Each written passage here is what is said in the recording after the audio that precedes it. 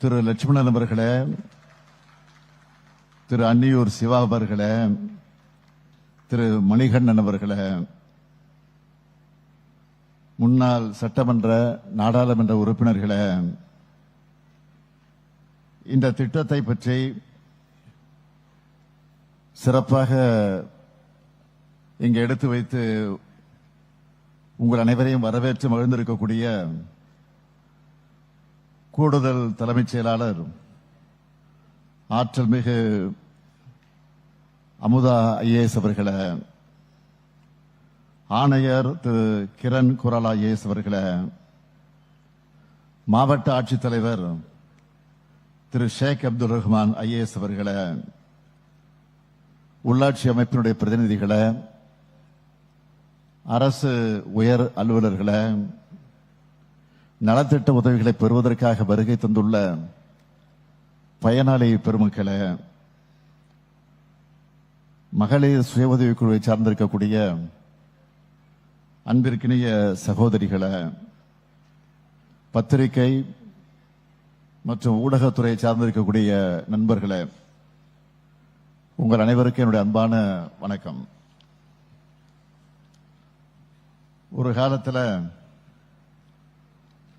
திந்திரிவனம் என்று அழைக்கப்பட்டதுதான் இன்றைய திண்டிவனம். திந்திரி என்றால் புளி. புளிய மரங்கள் அதிகம் இருந்த பகுதி என்ற காரணத்தால் அது காரண பெயராக வந்தது. சோழர்கள் காலத்திலும் பல்லவர் காலத்திலும் நாயக்க மன்னர்கள் காலத்திலும் வர்த்தக நகராக இருந்த இந்த திண்டிவனம் செஞ்சிக்கோட்டை, மயிலம் முருகன் கோயில், மேல்மலையனூர் அங்கலம்மான் கோயில்னு பல சிறப்புகளை கொண்ட மாவட்டம் இந்த விழுப்புரம் மாவட்டம். தலைநகர் சென்னைக்குள் வர வாசலா இருக்கக்கூடிய காரணமான திண்டிவனத்தில் இந்த மாபெரும் விழாவிலே கலந்து கொள்வதில் நான் பெரும் மகிழ்ச்சி அடைகிறேன், பெருமைப்படுகிறேன். கடந்த சட்டமன்ற தேர்தலின் போது தொலைநோக்கு பார்வையோட தேர்தல் அறிக்கையில வழங்கிய வாக்குறுதிகள்ல பெரும்பாலானவற்றை நிறைவேற்றியும் தேர்தல் வாக்குறுதியில் சொல்லப்படாத பல திட்டங்களை முத்திரை திட்டங்களாக செஞ்சு கொடுத்தும் தமிழ்நாட்டு மக்களுடைய கனவுகளை நிறைவேற்றிக்கிட்டு இருக்கோம். திராவிட முன்னேற்ற கழகத்தை பொறுத்த வரைக்கும் சட்டங்களையும் பெரிய பெரிய திட்டங்களையும் நிறைவேற்றுறது மட்டுமல்ல, தமிழ்நாட்டு மக்கள் ஒவ்வொருத்தருடைய தேவைகளையும் நிறைவேற்றணும். அதுக்காகத்தான் 2021 சட்டமன்ற தேர்தலுக்கு முன்னாடி தமிழ்நாட்டில் இருக்கக்கூடிய 234 தொகுதிகளுக்கும் நான் வந்து உங்களுடைய குறைகளை கேட்டு கோரிக்கைகளை மனுக்களாக வாங்கியிருக்கிறேன். இந்த பயணத்தில் கோரிக்கை மனுக்களை மட்டும் வாங்கல, தமிழ்நாட்டு மக்களுடைய நம்பிக்கையும் பெற்று திராவிட மாடல் அரசை அமைச்சோம். அந்த மனுக்களை எல்லாம் 100 நாட்களுக்குள்ள தீர்த்து வைக்கணும்னு முதலமைச்சரா பொறுப்பேற்ற முதல் நாளிலேயே உங்கள் தொகுதியில் முதலமைச்சர் என்ற ஒரு புது துறையை உருவாக்கின. இந்த துறை மூலமா மக்கள்கிட்ட இருந்து வாங்கின 4,57,645 மனுக்களுக்கு 100 நாட்கள்ல தீர்வு கண்டோம். அந்த 100வது நாள்ல, அதாவது 2021 ஆகஸ்ட் 14ஆம் நாள் தலைமைச் செயலகத்தில் சிறப்பு விழா நடத்தி 32,283 பேருக்கு பட்டாவும் 30,455 பேருக்கு சமூக பாதுகாப்பு திட்ட ஓய்வூதியமும் வழங்கின. அது மட்டும் இல்ல, 19,664 வளர்ச்சி திட்ட பணிகளுக்கான ஒப்புதல் ஆணையும், 9,444 வீடுகள் கட்டுவதற்கான நிதி உதவியையும், 554 கோடியே 27 லட்சம் ரூபாய் செலவிலான உட்கட்டமைப்பு வசதிகளை ஏற்படுத்துவதற்கான ஆணைகளையும் வழங்கின. மக்களுடைய குறைகளை, தேவைகளை உன்னிப்பா கவனிச்சு விரைவா நம்ம திராவிட மாடல் அரசு நிறைவேற்றி வருது. இது மக்கள்கிட்ட நம்பிக்கையும் எதிர்பார்ப்பையும் அதிகமாக்கிடுச்சு. அதனால அந்த திட்டத்தை விரிவாக்கி தொடர வேண்டும் என்று முடிவு செஞ்சு 2021 நவம்பர்ல முதலமைச்சரின் தனி பிரிவு, முதலமைச்சரின் உதவி மையம் மற்றும் உங்கள் தொகுதியில் முதலமைச்சர் ஆகிய 3 துறைகளை ஒருங்கிணைச்சு முதல்வரின் முகவரின்னு ஒரு புதிய துறையை உருவாக்கணும். நான் பெருமையோடு சொல்றேன், இந்த துறை மூலமா 2021 மே மாதத்திலிருந்து இப்ப வரைக்கும் 1,49 லட்சம் மனுக்களுக்கு தீர்வு கண்டிருக்கிறோம். என்னை பொறுத்த வரையில அரசு என்பது 24 மணி நேரமும் மக்களுக்காக செயல்படணும். மக்களுக்கு தேவையற்ற அலைச்சல் இருக்கக்கூடாது.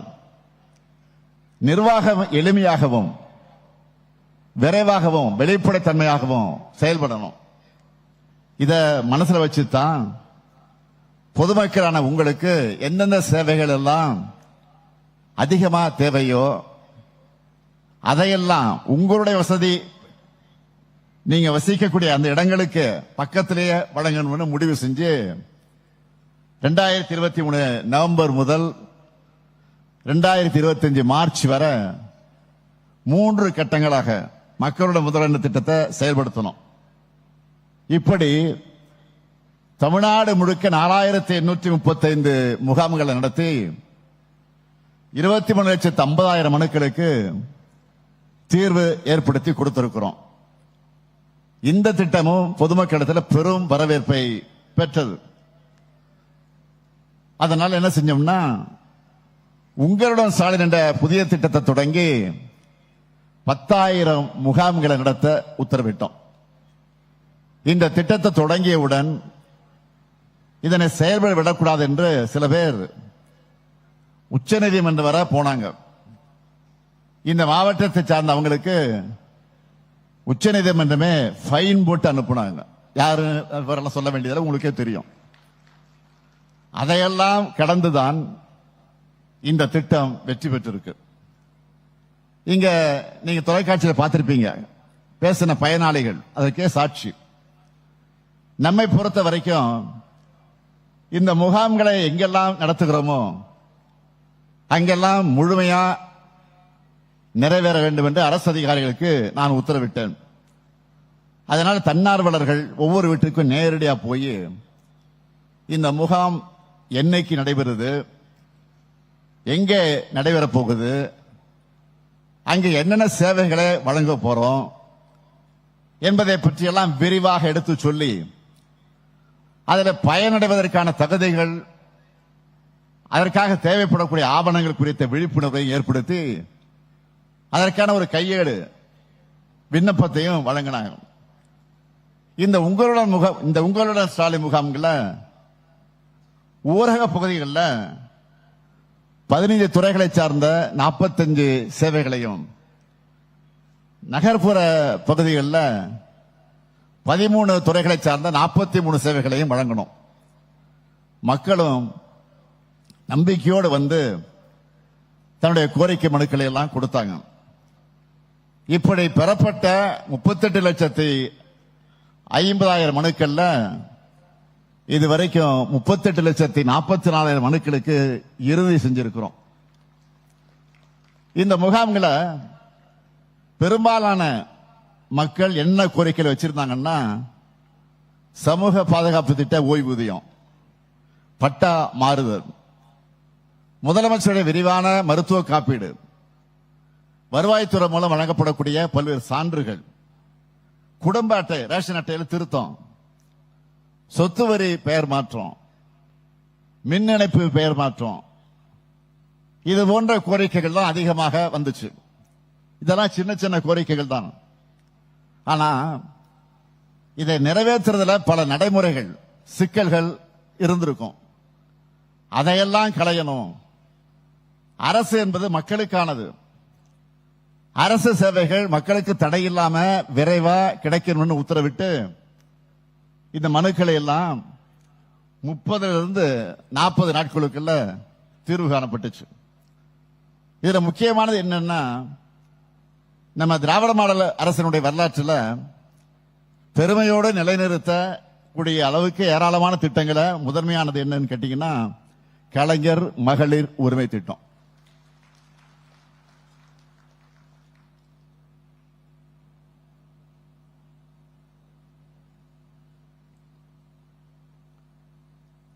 அந்த திட்டத்தை பொறுத்த வரைக்கும் சொல்லணும்னா, 1,13,75,000 மகளிர் பயன்பெற்று வந்த இந்த திட்டத்தில் தங்களுக்கு உரிமை தொகை வழங்கணும்னு ஏராளமான மகளிர் கோரிக்கை வச்சாங்க.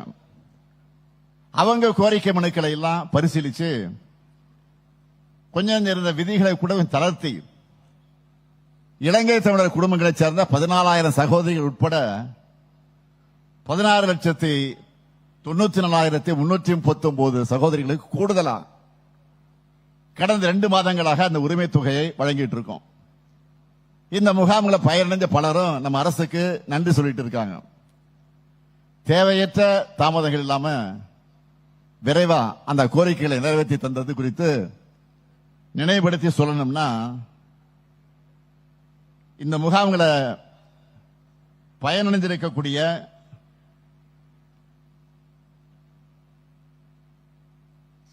சிலர் பேசிய அந்த குறிப்புகளை, தொலைக்காட்சியில் பார்த்த அந்த செய்திகளை நான் இங்கே நினைவுபடுத்த விரும்புகிறேன். திண்டுக்கல் மாவட்டம் கூத்தம்புண்டியை சார்ந்த ஜெயமணி என்கிற பெண்மணி கூலி தொழிலை நம்பி வாழ்வு நடத்துகிற எளிய குடும்பத்தை சார்ந்தவர்.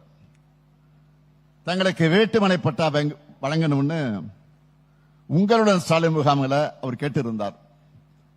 திருமணமாகி 33 ஆண்டுகளா எங்களுக்கு கனவா இருந்த பட்டா இந்த திட்டத்தால கிடைச்சிருக்கு. அதுல நானும் என் கணவரும் எங்களுக்குன்னு ஒரு வீடு கட்டி கொள்ள போறோம், நன்றி பெருக்கோடு சொன்னாங்க. அதே போல மணிகண்டன் என்கிற ஒருத்தர் பட்டால பெயர் மாற்றம் செய்ய நிறைய அலைஞ்சிருக்கிறார். ஆனா அவங்க ஊர்ல நடந்த உங்களுடன் ஸ்டாலின் முகாமுக்கு சென்று விண்ணப்பிச்ச அரை மணி நேரத்திலேயே அவர் கேட்டபடி பட்டாள மாற்றம் செய்யப்பட்டு கொடுக்கப்பட்டதா மகிழ்ச்சியா தெரிவிக்கிறார். அதே போல ஈரோட்டை சேர்ந்த கருப்பையா என்கிற மாற்றுத்திறனாளி தனக்கு 4 சக்கர பைக் வேணும்னு உங்களுடன் ஸ்டாலின் முகாமுக்கு மனு கொடுத்திருந்தார். அவருக்கு அரசு நலத்திட்ட விழாவில் நானே அந்த வாகனத்தை வழங்கினேன். சென்னை காரம்பாக்கத்தை சார்ந்த ராஜேஸ்வரி என்பவர் 30 ஆண்டுகளா அவங்க வசிச்சுட்டு வரக்கூடிய வீட்டுக்கு பட்டா இல்லை என்றும் அந்த கனவை உங்களுடன் ஸ்டாலின் திட்டம் தான் நிறைவேற்றி தரணும் சொல்லி அதுவும் நிறைவேற்றப்பட்டு அதை நிகழ்ச்சியோடு சொல்லுகிற அந்த வீடியோவையும் நான் பார்த்தேன். அதே போல தம்பி துணை முதலமைச்சர் உதயநிதி ஸ்டாலின் கையால அவர் தன்னுடைய வீட்டு பட்டாவை வாங்கி இருக்கிறார். தன்னுடைய தாயால வாங்க முடியாத பட்டா இப்போ தன்னுடைய காலத்தில் கிடைச்சிருக்கு, நன்றி பெருக்கோடு அவர் பேசியிருக்கிறார்.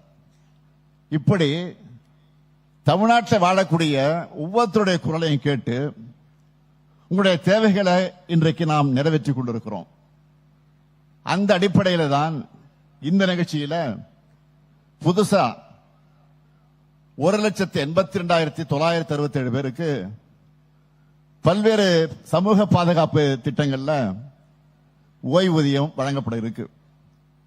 இத்துடன் 45,000 பேருக்கு நம்ம அரசு சமூக பாதுகாப்பு ஓய்வூதியம் வழங்குது. அது மட்டுமல்ல, இது டிஜிட்டல் யுகம். இப்போ அதுவும் ஏஐ கோலச்சக்கூடிய காலம். இப்போ அதுக்கேற்ற மாதிரி அப்டேட் ஆகணும், அரசும் அப்டேட் ஆகணும், மக்களின் அலைச்சல் குறையணும், டைம் சேவ் பண்ணணும். அதுக்காகத்தான் அரசு அலுவலர்களுக்கு போகாமலேயே அரசு சேவைகளையே இருந்த இடத்திலே இருந்து பெறக்கூடிய வகையில் நம்ம அரசு என்ற பெயரால வாட்ஸ்அப் சேவையை போன மாசம் தொடங்கி இருக்கிறோம். இதன்படி பாத்தீங்கன்னா 7845252525 என்ற நம்பருக்கு நீங்க வாட்ஸ்அப் மெசேஜ் அனுப்புனா 16 துறைகளுடைய 51 சேவைகள் உங்களுக்கு மொபைல் போன்லேயே கிடைக்கும். இப்படி இன்னும் முன்னோக்கி ஓடுகிற அரசா திராவிட மாடல் அரசு இருக்கு. இதற்கெல்லாம் அடுத்த கட்டமா ஒவ்வொருத்தருடைய தேவைகளையும் கேட்டு தமிழ்நாட்டோட எதிர்காலத்தை வடிவமைக்கக்கூடிய நம்முடைய பணிகளின் அடுத்த கட்ட பாய்ச்சலாய்த்தான் கடந்த மாசம் 9ஆம் தேதி திருவள்ளூர் மாவட்டம் பாடியநல்லூர்ல உங்க கனவை சொல்லுங்க திட்டத்தை தொடங்கி வச்சிருக்கிறேன். இந்த திட்டத்தில் உங்க கனவுகளை உங்க வீட்டுக்கே கேட்க 50,000 தன்னார்வலர்கள் களத்தில் இருக்காங்க. இதை இன்னும் விரைவுபடுத்தணும். இளைய தலைமுறையோட எண்ணங்கள் அறிந்து அவங்களுடைய கனவுகளை சேகரிக்க இந்த நிகழ்ச்சி மூலமா என் கனவு என் எதிர்காலம் என்ற இணையதளத்தை தொடங்கி வைக்கிறதுல நான் மகிழ்ச்சி அடைகிறேன். இளைஞர்கள் அனைவரும் இந்த சமூகம் முன்னேற, நீங்கள் வாழும் பகுதி முன்னேற, தமிழ்நாட்டின் எதிர்காலம் சிறப்பாக அமைய உங்களுடைய எண்ணங்களை, ஆலோசனைகளை, கனவுகளை இந்த என் கனவு என் எதிர்காலம் இணையதளத்தில் நீங்க பதிவு செய்ய வேண்டும் என்று நான் கேட்டுக்கொள்ள விரும்புகிறேன். இப்படி நாம ஒரு பக்கம் தமிழ்நாட்டின் வளர்ச்சிக்காக திட்டமிட்டு வந்தா, இன்னொரு பக்கம் ஒன்றிய பாஜக அரசும் அதனுடைய கூட்டாளிகளும் தமிழ்நாட்டினுடைய வளர்ச்சியை கெடுக்க அனைத்து செயல்களையும் தொடர்ந்து செஞ்சுக்கிட்டு இருக்கிறாங்க. அதுக்கு சமீபத்திய உதாரணம் தான் ஒன்றிய அரசு வெளியிட்டிருக்கக்கூடிய பட்ஜெட், நிதிநிலை அறிக்கை. இந்த பட்ஜெட்ல மத்திய அரசினுடைய பட்ஜெட்டை சொல்றேன். இந்த பட்ஜெட்ல தமிழ்நாட்டில் எதுவும் இல்லை. இதுவரைக்கும் ஒப்புக்காவது திருக்குறளாவது சொல்லிட்டு வந்தாங்க. அதுவும் இந்த ஆண்டு அது கூட இல்லை. பேருக்கு கூட தமிழ்நாட்டுக்கு எந்த வளர்ச்சி திட்டமும் இல்லை. நம்முடைய பல்லாண்டு கோரிக்கைகள் எதுவும் இல்லை.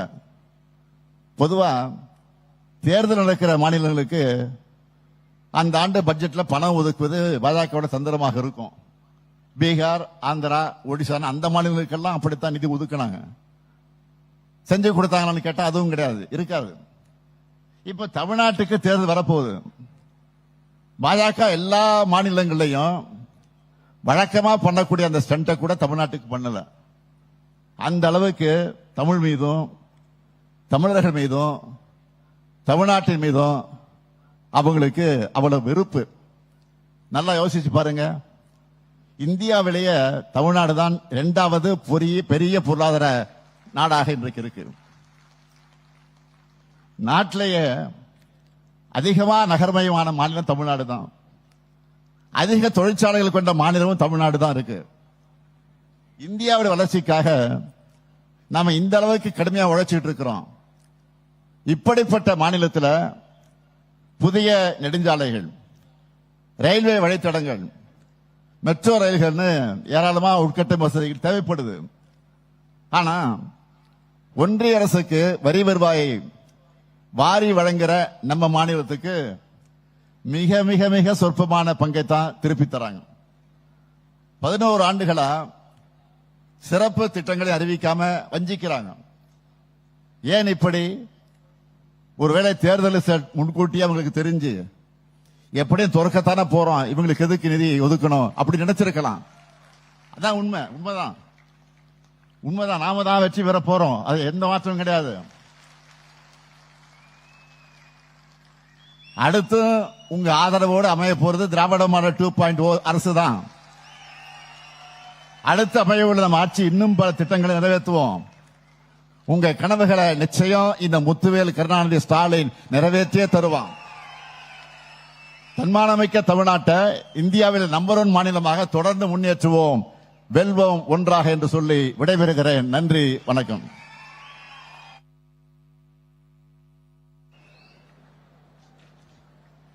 சிறப்புமிக்க இன்றைய நிகழ்வில் விரா பேருரையாற்றி சிறப்பித்த மாண்புமிகு தமிழ்நாடு முதலமைச்சர் அவர்களுக்கு மனமார்ந்த நன்றிகளை தெரிவித்துக் கொள்கின்றோம்.